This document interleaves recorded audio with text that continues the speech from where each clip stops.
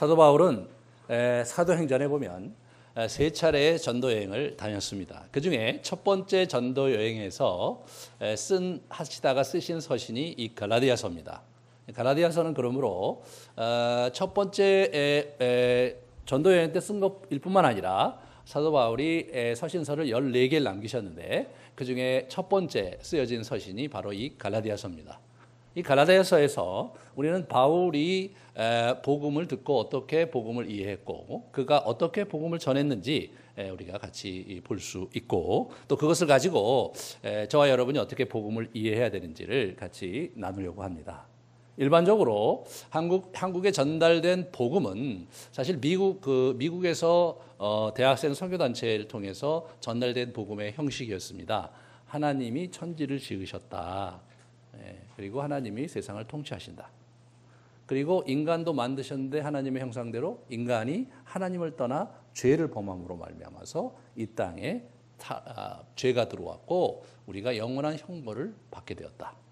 그 상황에서 우리 세상이 인간의 죄로 말미암아 이렇게 자연도 파괴되고 인간관계도 파괴되고 내면에 여러 어려움과 정신적인 질환을 갖는 문제가 생기기 시작했고 소망이 없는 인간에게 예수 그리스도께서 오셔서 우리 죄를 위해서 대신 돌아가심으로 말미암아서 우리는 비로소 그분을 믿는 믿음 안에서 그분의 자녀가 되고 또 하나님 나라의 큰 은혜를 누리는 축복을 얻게 되었는데 그것을 받아들이면 그분을 주로 그리고 그분을 구원자로 모시고 우리가 살 수 있다. 이런 형태의 복음을 여러분들이 이제 듣고 이제 예수님을 믿었을 텐데 사실 복음은 그게 다가 아니고요. 그리고 그게 적실하지도 않습니다. 사실 복음이 얼마나 설득력 있게 전달되느냐 보다도 복음이 전달될 때 하나님의 능력이 성령의 능력이 임하기 때문에 그 말씀 속에서 우리가 반응하는 것인데 그러한 설명은 사실 미국 사람들에게는 아주 잘 맞을지 모르는데 그리고 70년대 80년대 미국을 아주 좋아했던 한국 사람들에게는 적실성이 있을지 모르는데 지금 이 시대에는 그런 형태의 그런 복음 전도가 사실은 사람들에게 설득력이 없어졌습니다. 실제로 그 사역리를 가지고 70년대 대학가에 가서 복음을 전했을 때 10명 중 5명이 반응했고 80년대는 좀 더 적게 반응했고요. 90년대 제가 복음 전달할 때는 한 명도 이렇게 귀담아 듣지 않았습니다. 그럼에도 불구하고 그런 형식의 복음을 전하는 것에 대해서 다시 생각해 봐야 돼요. 그게 틀렸다가 아니라 복음을 이해하고 복음을 전하는 데 있어서 대상이 갖고 있는 문제와 이슈를 잘 보면서 하나님 나라 이 복음이 사실은 여러분들에겐 어떤 의미가 있는 것이다 이런 설명을 할 수 있어야 되거든요. 우리 사도 바울은 지금 갈라디아 교회의 문제에 직면을 하고 있는데 오늘 본문에서 보면 어떻게 너희가 성령으로 시작해서 육신으로 마치겠느냐. 너희가 그리스도가 십자가에 못 박혀 돌아가신 그런 복음을 들은 너희가 왜 그리스도를 떠나서 율법으로 달려가느냐 그런 얘기를 하는 것입니다. 이것은 어떤 배경이었냐면 실제로 율법이라고 오늘 갈라디아서 얘기하는 율법이라고 하는 것은 일반적으로 우리가 생각하는 율법 조항을 얘기하는 것이 아니라 더 로우예요. 더 그 법인데 어떤 법이냐면 모세 오경을 지칭하는 관용적인 어구로서 율법이 있는 겁니다. 그래서 그 율법을 너희가 왜 모세 오경에 구체적으로 유대교에서 이해한 방식 모세 중심의 모세의 그 율법 모세 율법으로 왜 돌아가느냐. 모세 율법에 의하면 그 율법을 다 지켜야 축복을 받거든요. 그 율법을 순종하지 않으면 저주를 받는데 왜 그리로 돌아가려고 하느냐. 이제 그 얘기를 이분이 하시려고 하는 거예요. 그래서 그 갈라디아 교회는 물론 소아시아에 있었기 때문에 지금의 터키 지방에 있었기 때문에 사실은 유대 지역이 아님에도 불구하고 자기가 복음을 전했는데 그 교회에 유대교 배경이 있는 사람이 들어와서 그 그리스도에 대해서 얘기를 달리하기 시작했는데 어떻게 한 거냐면 그리스도를 믿는 것 참 좋은 일인데 그리스도를 믿은 다음에 그 다음에 모세오경을 믿어야 된다 이렇게 얘기한 거예요. 모세오경의 규정을 지켜야 된다 이렇게 얘기함으로써 그렇게 하면서 예수 그리스도의 은혜의 복음, 믿음의 복음을 이제 율법 조항이고 행위의 복음으로 이렇게 바꿔 놓음으로 말미암아서 심각한 혼란이 이제 벌어진 겁니다. 그것을 해치고 지금 우리 사도 바울이 얘기하는 그런 장면인데 여러분과 저에게는 이 이슈 자체가 그렇게 사실은 현실적인 이슈는 아니죠. 우리는 뭐 유대교 배경이 있는 것도 아니고 구약 배경을 잘 아는 것도 아니었을 테니까요. 하지만 오늘 본문에서 이분이 이제 그 아브라함에 이어서 이제 이방인에게 예수 그리스도를 통해서 복음이 이어오고 그의 아들이 되면서 하나님 나라 유업을 이을 자라는 얘기는 여러분과 저에게 해당하기 때문에 그 부분을 잘 얘기하면서 그러면서 바울이 도대체 그 사람이 이해한 복음이 무엇이었길래 자기가 갖고 있는 모든 세상의 것을 포기하고 배설물로 여기고 자기 인생을 그 불사르면서 복음으로 살았는지 그 부분을 잘 우리가 한번 헤쳐가 보려고 합니다. 이분은 다메섹 도상에서 예수를 만나면서 이분은 율법주의자였고 이분은 모세 오경 신학에 정통하고 본인 자신도 율법 조항을 자기는 완벽하게 지켰다고 고백하는 걸로 봐서 이분이 철저하게 지켰던 사람인데 예수 그리스도로 전향을 했습니다. 그가 어떻게 예수 그리스도로 전향을 했느냐? 다마스커스 도상에서 이분이 이제 예수 그리스도를 만나게 되고 당신이 누구입니까? 했을 때 내가 핍박하는 예수다. 그 얘기를 이분이 이제 듣고 충격을 받아서 자기 인생 전체를 바꾸는 그런 일을 감당을 했습니다.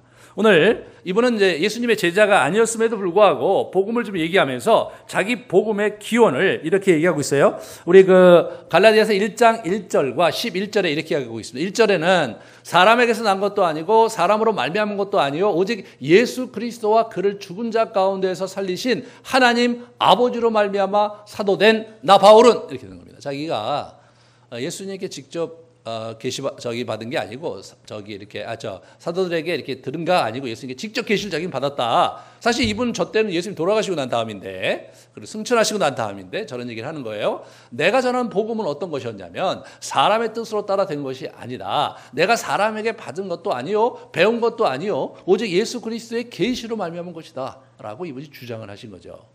그래서 이분이 그 구약을 다루는 것이 굉장히 남다르고요.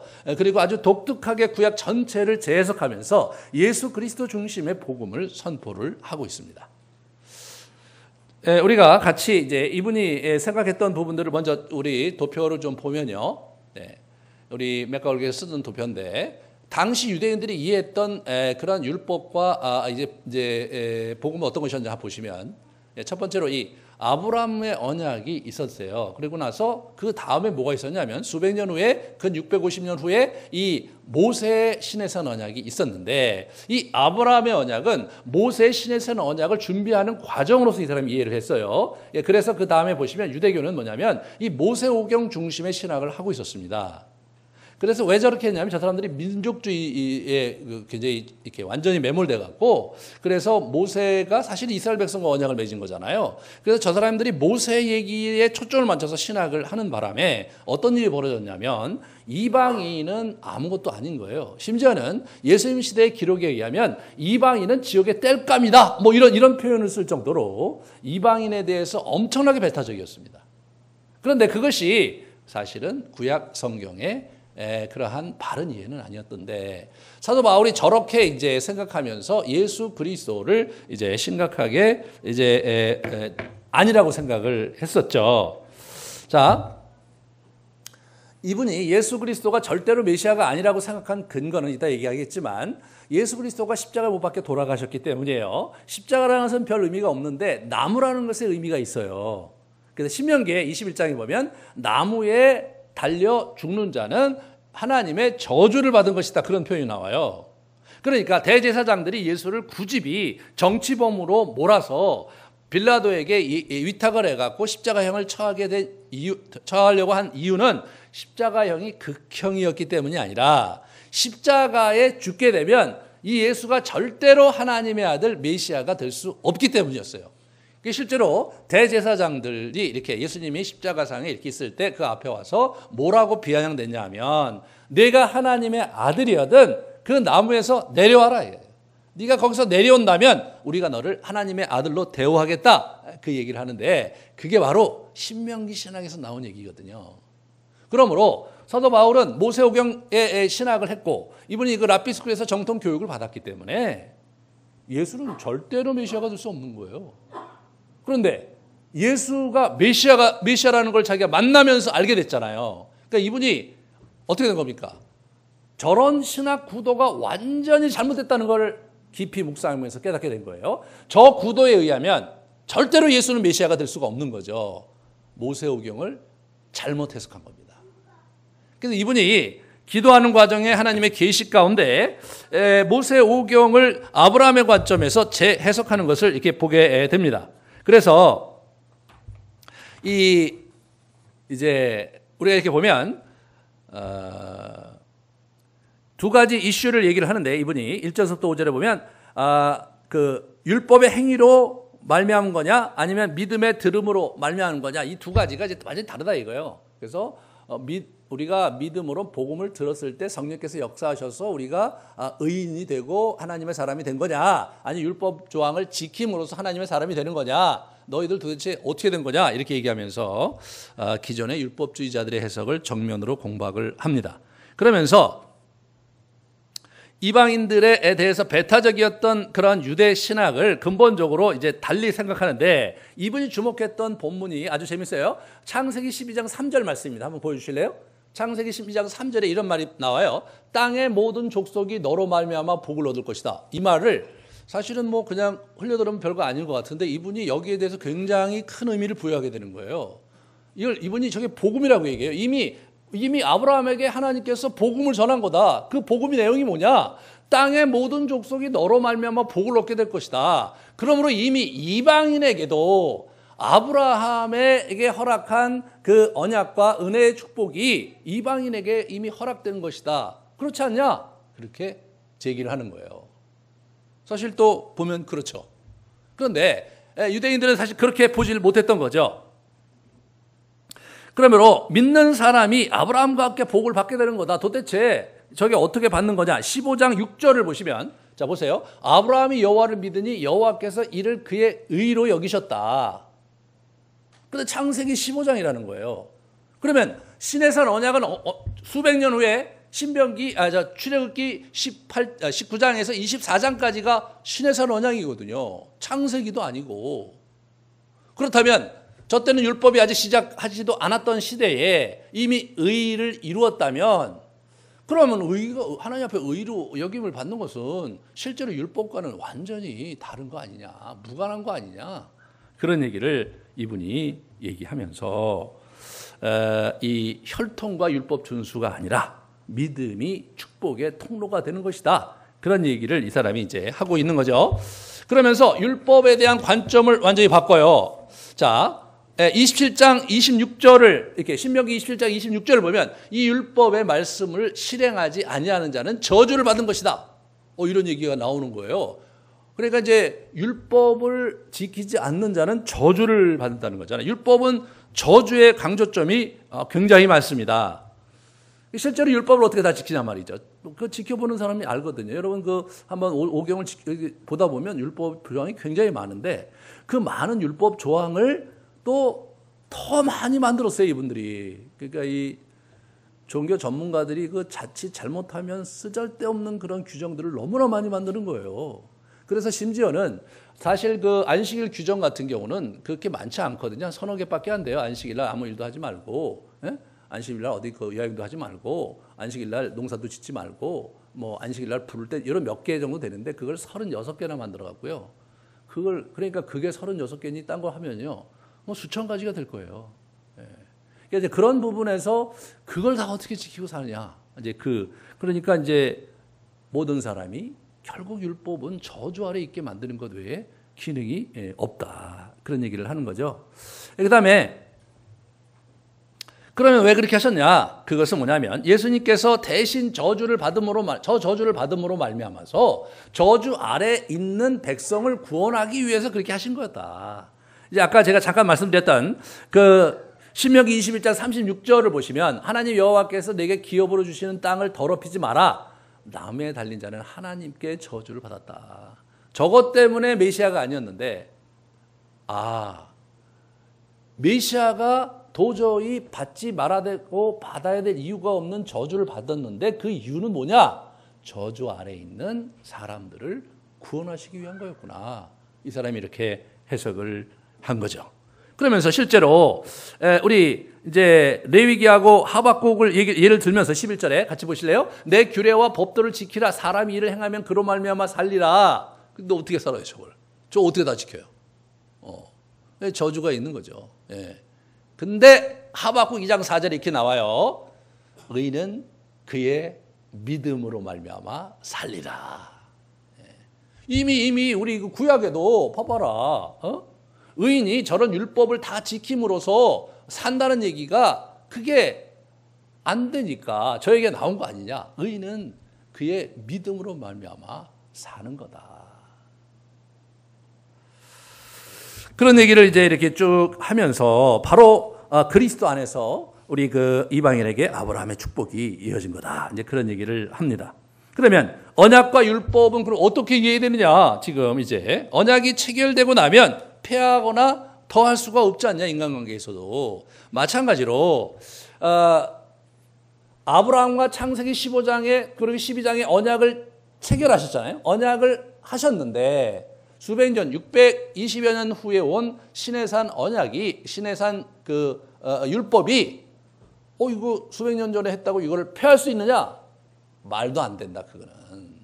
그게 아니라, 이 율법이 언약 다음에 왔는데, 율법이 언약을 보완하고 보충해주기 위해서 온 것 뿐이다. 그러면서, 이 아브라함과 이 율법 얘기하는데 그리스도의 연결점을 얘기를 해요. 창세기 13장과 17장 8절에 이렇게 보시면 너와 네 자손에게 주리라. 내가 너와 네 후손에게 이렇게 쭉 나오는데 저게 사실은 네 자손이 저게 단수라는 거예요. 이분이 주장하는 거예요, 이분이요. 단수가 우리로 얘기하면 자손과 자손들은 큰 차이가 없어요. 한국어법에서는. 단수 복수가 크게 차이가 없는데 이 히브리어에서는 큰 차이가 있어요. 단수도 있고 복수도 있고 쌍수도 있어요. 그러니까 이게 이제 주목하고 있는 거예요. 저게 자손이라고 하지 않았냐? 저 단수 아니냐? 그러므로 저게 이제 육신으로 아브라함의 후손 모두를 지칭하는 게 아니라 예수 그리스도 바로 그분을 지칭하는 그런 표현이었다고 이분이 이제 얘기를 하는 거죠. 그거 어떻게 하냐? 자기는 예수의 계시를 받았다는 거죠. 이분이 직접 저걸 깨달았다는 얘기를 이제 1장에 하고 시작을 하고 있는 거죠. 그러면서 이 18절에 보면 유업은 율법에서가 아니라 아브라함과의 약속에서 온 것이다. 이게 굉장히 중요한 얘기예요. 이 사람의 인생관과 철학관의 핵심이 유업이거든요. 유업은 율법에서 오지 않았다. 유업은 창세기 12장에 약속에서 왔다. 그죠? 내가 너를 천하 만민의 복의 근원이 되게 할 것이다.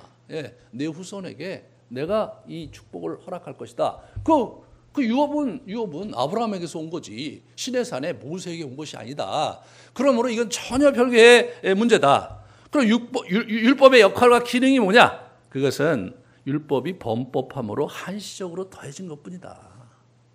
그것은 이제 보면 중개자가 필요하다는 얘기가 20절에 나와요. 그래서 19절, 20절에 중개자가 필요해서 율법은 어떻게 됩니까? 이 결혼과 같아서 주례자가 필요한 거거든요.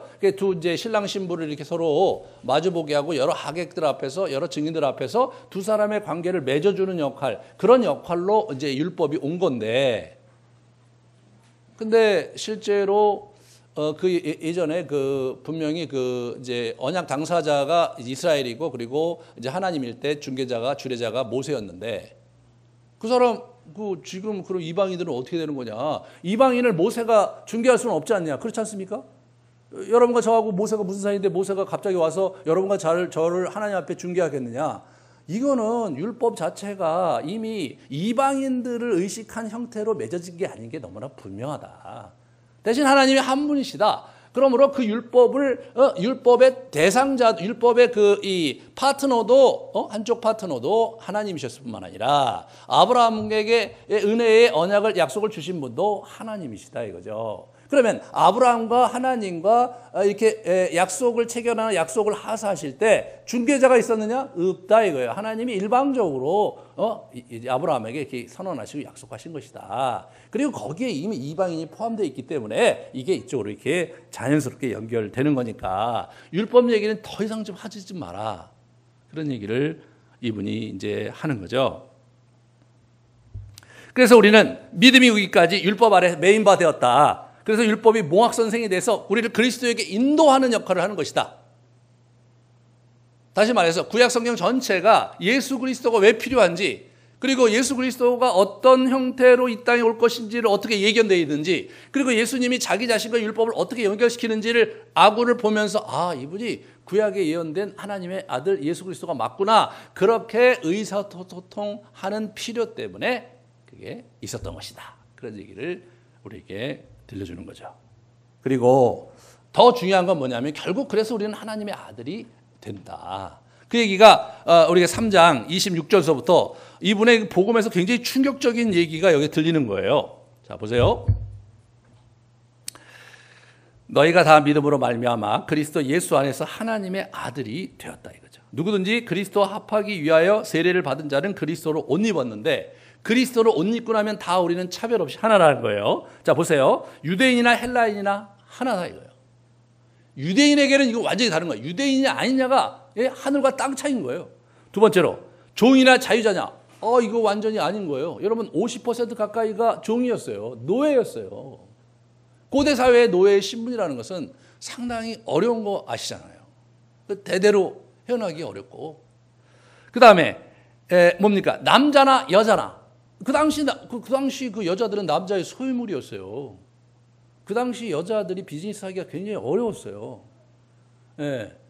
여러분 한국에서 여러분 미국만 해도 민주주의 투표할 때 처음에는 여자들이 투표권이 없었어요. 여자들이 투표권을 만들기 위해서 엄청나게 투쟁했어요. 저희 나라는 피 한 방울 흘리지 않고 처음 투표할 때부터 여자들이 이렇게 입후보에서 투표를 했는데, 누구 영향이냐? 그 교회 영향이에요. 한국 기독교가 사실 세 가지 큰 일을 했는데, 첫 번째는 뭐냐? 한글 보급에 큰 역할을 했고, 두 번째 남녀 차별에 큰 역할을 했고, 세 번째 학교 교육과 구제 사업에 큰 역할을 했습니다. 한국 교회가 지금 이제 완전히 그 많은 사람들한테 얼굴을 찌푸리는 그러한 형태로 저희가 된 것은 우리 선배들에게 몹시 죄송스럽고 송구하죠. 그분들이 정말 숭고하게 한국 사회에 뿌려놓은 그 복음의 사회적 지평을 우리가 완전히 잃어버린 것이나 다름없으니까요. 그래서 이분이 사실은 여러분 그 당시 사회가 얼마나 부조리했겠어요. 지금 이 사회도 사실 로마와 지금 한국의 남한의 그 현대의 그 정치 시스템이라든가 민주화 정도를 이렇게 볼 때요, 사실은 우리가 이 시대에도 지금 부조리한 것을 많이 경험하잖아요. 그죠? 이게 민주주의인데 이게 법이 있는데 합법적으로 진행이 안 되고, 여러 가지 죄를 지었음에도 그냥 버젓이 사는 사람이 있는가 하면, 그렇지 막 조금 죄를 졌는데 막 힘들게 살아가는 사람도 있고, 막 굉장히 부조리하죠. 굉장히 부조리해요. 그러니까 이제 그런 부조리한 삶을 살면서 우리 겪는 여러 가지 어려움이 있죠. 근데 고대 사회는 지금의 부조리함은 유도 아니죠.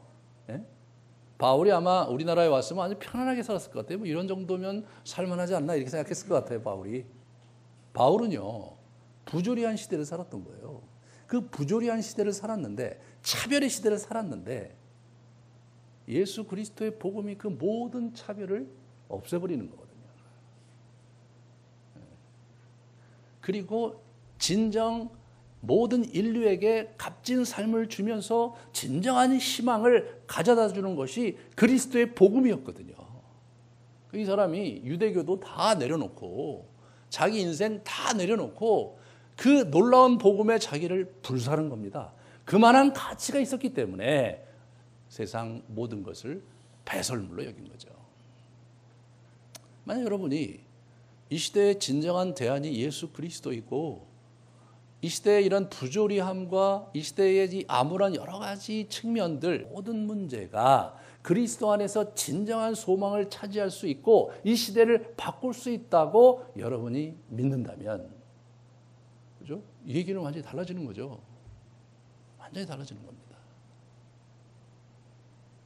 우리가 기껏해야 복음을 그냥 우리가 정말 죄를 많이 지었으니까 주님을 믿고 또 주님의 은혜를 받고 이렇게 살다가 하늘나라 가서 복 받고 이런 아주 굉장히 소극적이고도 비좁은 협소한 그러한 스펙트럼으로 복음을 이해한다면 성경을 부끄럽게 만드는 것이고 예수 그리스도의 죽음을 욕되게 만드는 것입니다.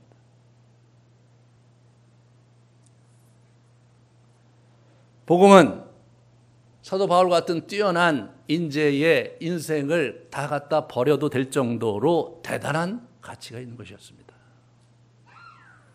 오늘날 저와 여러분이 이 복음을 가지고 있는데 이 복음은 참 저와 여러분에게 어떤 의미가 있는지를 한번 생각해 보겠습니다. 이게 이 하나님 나라의 이 자녀로서 이 땅을 산다는 걸 우리 얘기하고 있잖아요. 그러니까 이게 남녀 이런 모든 것을 다 두고 하나님 나라의 아들로서 이 땅을 사는데 이 땅에 하나님 나라가 서서히 동이 터오면서 이제 그의 나라가 이 땅이 편만히 임할 때까지 쭉 가게 될 터인데 우리가 그의 자녀로서 우리의 맡은 역할을 감당하면서 하나님의 나라를 이 땅에 이루어가는 굉장히 중요한 구성원으로 살게 되는 축복을 누렸다는 거예요.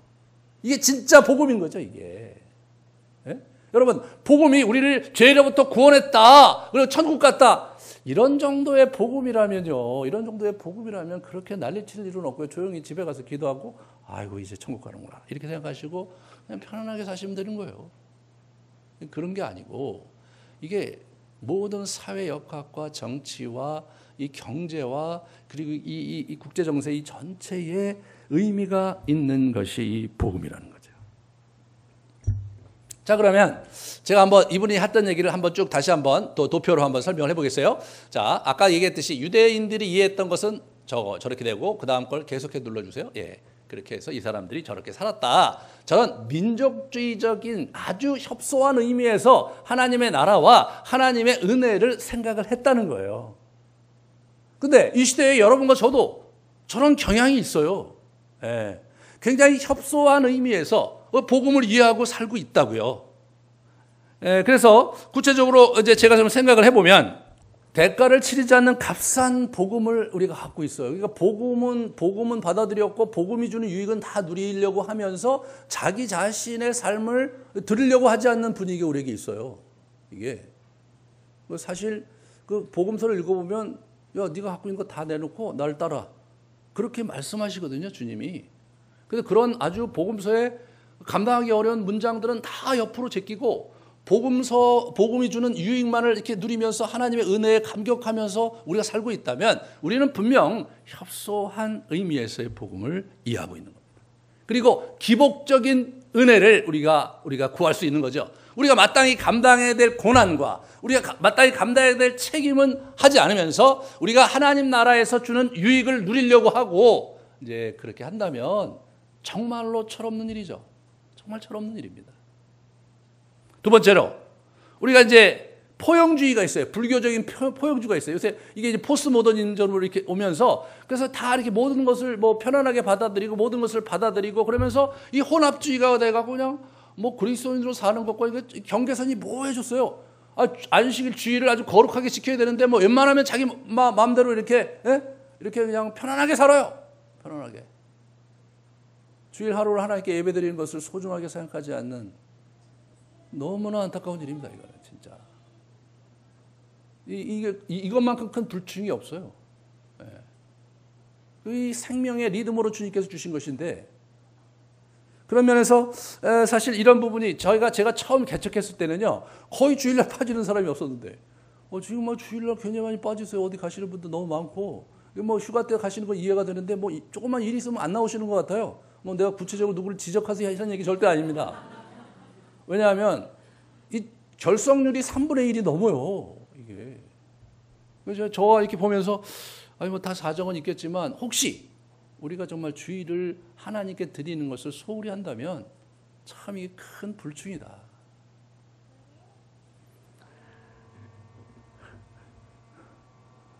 유교적 권위주의, 과도하고 근거 없는 원리 원칙주의, 뭐 이런 게 많아요. 또 막 너무나 또 원칙적이고 교회가 또 너무 또 이렇게 규례적인 것을 너무나 많이 접근하니까 젊은 사람들이 이게 문화적으로 적응을 못하니까 또 자꾸 나가요 이렇게.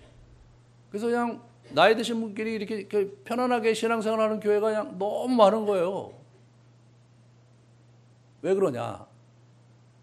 자기들이 갖고 있는 신앙을 이해한 고정적인 틀에 갇혀서 새로운 세대에 대해서 마음을 열고 새로운 형태의 복음을 전하려고 하는 그런 마음을 이제 놓쳐버린 거죠, 이분들이. 그러니까 그렇게 사시는 거 아니겠습니까? 이게 참 저는 이제 우리가 고민해야 돼. 여러분과 저도 사실 그럴 수 있는 거죠. 여러분과 저도. 그럴 수 있는 거예요. 또 그런 장면에서는요, 또 옛날 생각이 되는 거예요. 저는 메시지 막 10개 듣고 그런 거 너무나 좋아했고, 목사님이 그렇게 해주시면 그 목사님 너무나 존경했거든요. 지금은 아니더라고요. 예, 그런 면에서 혹시 여러분들이 이게 세대 간의 이러한 계층을 넘어서서 우리가 복음을 흘려보내는 일에 우리가 소홀히 한다면 우리는 또 협소한 의미에서의, 그죠? 복음을 이해하고 있는 겁니다. 워낙 바울이 이해한, 오늘 본문에서 이해한 복음을 도식한다면 그 다음 걸 보시면요. 그 다음 걸 보여주세요. 이거 뭡니까? 이게 아브라함의 언약이 있고 그 다음에 어떻게 됩니까? 사실 신의 선 언약은 조그만 거예요. 과도기적으로 죄 때문에 그래서 준 것이고요. 그 다음에 이렇게 보시면 다시 예수 그리스도 안에서 열방 버전이거든요. 만민 천하 만민이 너로 인하여 복을 얻을 것이고 세상 모든 족속으로 제자를 삼아 땅끝까지 이르 내 복음의 증인이 되라고 말씀하셨잖아요. 예수님이 결국은 아브라함과의 연속선상에서 오신 거고 사실 그 신의 선 언약은 과도기적인 것이죠. 저걸 누가 본 거냐? 저걸 우리 사도 바울이 본 거예요. 그런데 사도 바울이 골로새서에 가면 다른 이야기를 하세요. 골로새서에 가면요, 저는 유대주의 얘기 안 합니다. 율법 얘기 안 하고 그리스도에 대한 얘기를 해요. 그러면서 갑자기 무슨 얘기를 하냐면 예수 그리스도께서 세상에 보이는 것과 보이지 않는 모든 것을 창조하시되 그를 위하여 창조했고 그로 말미암아 창조했고 그를 통하여 창조되었고 그분이 그 모든 삼라만상을 붙들고 계시다. 이분이요, 완전히 이제 우주론적인 예수 그리스도에 대해서 얘기하는 거예요. 그분들은 사실 유대교적 배경이 없는 사람들이거든요. 다시 말해서 여러분과 저와 같은 그러한 심리구조 속에 살고 있었던 그런 분들에게는 완전히 또 율법은 빼고 예수 그리스도로 말미암아 이 복음을 이게 이분이 다시 재해석해 주고 있어요. 그래서 우리가 이 전체 그런 그림에서 오늘날 저와 여러분에게 의미 있는 형태의 복음을 다시 우리가 좀 생각해 볼 필요가 있는데 여기 한번 이렇게 같이 그 다음 걸 보시면 이게 이제 이 하나님 나라 관점에서의 복음입니다. 그래서 하나님께서 이제 하나님 나라를 시작을 하셨는데 인간이 죄를 지어서 사단의 찬탈에 의해서 무너졌죠. 그 다음에 어떻게 됩니까? 그래서 하나님께서 인간을 구출하기 위해서 아브라함 언약으로부터 시작을 하셔서 그 다음에 신의 선 언약, 그 다음에 어떻게 됩니까? 그 다음에 이제 우리 예수님의 새 언약을 하나님께서 허락하신 거죠. 그런데 실제로 예수님의 새 언약은 사실은 바로 아브라함에게 올 수도 있었는데 시간상 또는 필요하기 때문에 과정이 있었을 뿐이다. 그 다음에 어떻게 됩니까? 그 다음에 사단이 이게 찬탈되죠. 요한계시록 20장에 보면 사단이 결박되었고 영혼의 불못에 던져지고 사단이 끝이 나버립니다. 사단의 역할이. 그때까지 우리가 이제 사실 고통 중에 있는 것 뿐이죠. 그렇게 되면 어떻게 됩니까? 그 다음에 다시 하나님과 우리의 언약이 이제 성취가 되는 거예요. 그래서 우리가 그의 아들로서 예수 그리스도께서 재림하시고 그리고 이 땅이 새하늘과 새 땅으로 바뀌고 여러분과 제가 육신으로 다시 부활하면서 그러면 이 땅에서 그의 나라를 함께 살고 가는 거예요. 첫 번째 하나님께서 계획하신 하나님 나라가 이제 그렇게 언약으로 출발을 해서 완성이 되는 것. 그것이 성경 전체에서 우리에게 얘기해 주는 복음입니다. 복음은 단지 우리의 죄의 문제를 회복하기 위해서 우리를 천국 가기 위해서 불신 지옥 그리고 이렇게 뭡니까? 예수 천당 이런 단순화된 그런 얘기가 아니고 저런 복잡하고도 전 우주론적인 관점에서 저렇게 지금 흘러가고 있는 겁니다. 그래서 생각을 넓히셔야 돼요. 네, 생각을 넓히시고 우리가 복음을 정말 이렇게 조그맣게 이해하시는 것이 아니라 저렇게 크게 이렇게 넓혀서 이해하면서 이게 복음을 이렇게 들어야 돼요. 제가 그래서 저걸 보면서 저는 그때 저거를 성경 공부하다가 했지 저걸 사람들한테 전해갖고 그게 복음이 뭐가 될 거라고 생각을 한 적이 없었는데 큰 은혜를 받았습니다. 한국 사람은 스케일이 저렇게 커야 이게 더 받아들이는 거예요. 이 스케일이 커야. 여러분은 어떻게 생각하십니까? 여러분은 어떻게 살고 있습니까? 여러분 복음을 어떻게 이해하고 있는 거예요 도대체? 세상 천지를 개벽하고 이제 우리의 인류의 역사를 완전히 이 부조리함을 극복하면서 진정한 평화와 진정한 사랑과 진정한 행복을 줄 수 있는 길을 제시하는 것, 그게 그리스도의 복음입니다.